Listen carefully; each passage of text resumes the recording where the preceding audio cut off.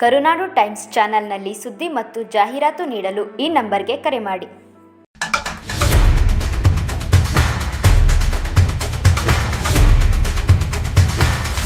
ಜನರಲ್ಲಿ ಓದಿನ ಆಸಕ್ತಿ ಕುಂದಿದೆ ಎಂಬ ಅಭಿಪ್ರಾಯ ಸರಿಯಲ್ಲ ಎಂದು ನಿವೃತ್ತ ಲೋಕಾಯುಕ್ತ ನ್ಯಾಯಾಧೀಶ ವಿಜಿ ಬೋಪಯ್ಯ ಹೇಳಿದ್ದಾರೆ.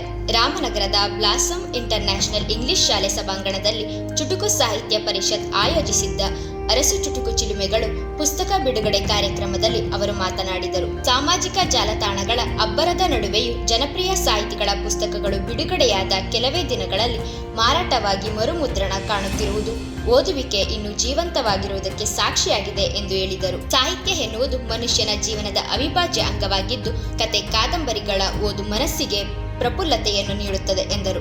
ಮಕ್ಕಳಲ್ಲಿ ಓದುವ ಅಭ್ಯಾಸ ಬೆಳೆಸಲು ಪೋಷಕರು ಮತ್ತು ಶಿಕ್ಷಕರ ಪಾತ್ರ ಮಹತ್ವದ್ದು. ಕಾರ್ಯಕ್ರಮದಲ್ಲಿ ಪುಸ್ತಕ ಸಂಪಾದಕ ಅಂಬರೀಶರವರು, ವಿವಿಧ ಕ್ಷೇತ್ರಗಳ ಗಣ್ಯರು, ಸಾಹಿತ್ಯಾಸಕ್ತರು ಭಾಗವಹಿಸಿದ್ದರು.